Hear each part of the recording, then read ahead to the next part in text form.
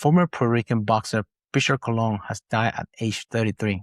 And if you're not familiar with this story, this is one of the most tragic stories in modern boxing. And I want to be careful with how we talk about this, because this isn't just a boxing story. It's a human story. It's a reminder that combat sports have consequences that don't always show up when the referee stops the fight. Now, who was Prichard Colon? He was a highly regarded Puerto Rican boxing prospect. He was undefeated going to the fight that changed his life. His professional record was 16-0, and he had won 13 of those fights by knockout. He was considered one of the promising young fighters of the sport.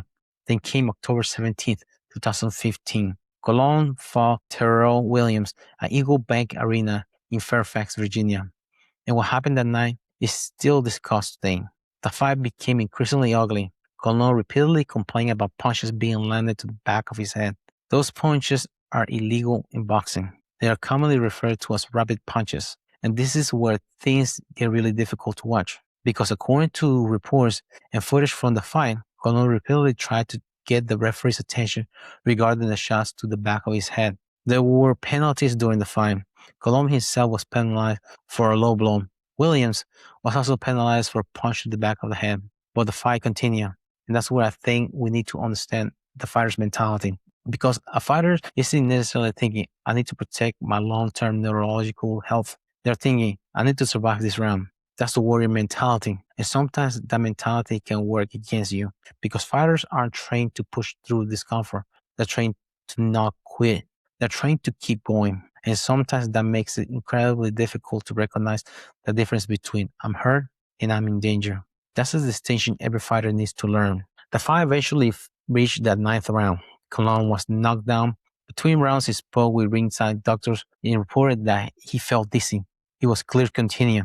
Then after the 9th round, there was a terrible sequence of events involving Colon's corner removing his gloves, apparently believing the fight was over. Colon was disqualified, and then he was held back towards his dressing room. That's where the situation became catastrophic. He began vomiting. He collapsed. He was rushed to the hospital. Doctors found a severe brain bleed. He underwent emergency brain surgery, and he entered a coma. 221 days. This is the day that gets me. That's how long Prichard Colon spent in the coma. 221 days. Think about that. He went to the hospital in October 2015, and this young man who had entered the fight as an undefeated professional boxer was now fighting for his life. He eventually emerged from the coma, but he suffered catastrophic neurological damage and remained in a persistent vegetative state requiring around-the-clock care.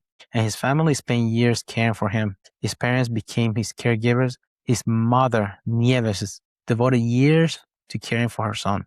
His father, Richard, remained involved in his care and advocacy. And yesterday, August 13, 2026, Prichard Colon died. He was only 33 years old.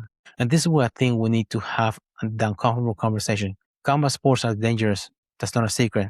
We know while we're watching, but the entire purpose of having referees, doctors, athletic commissions, and rules is to reduce unnecessary risk. The goal isn't to make fighting completely safe. That's impossible. The goal is to prevent a dangerous situation from becoming catastrophic. And that's why Colon's story is so important. Because when you look at everything that happened that night, there were multiple moments that make you ask whether the safety mechanism surrounding the fight worked the way they were supposed to. Colon complained about illegal punches. He was knocked down. He reported dizziness. He was still allowed to continue.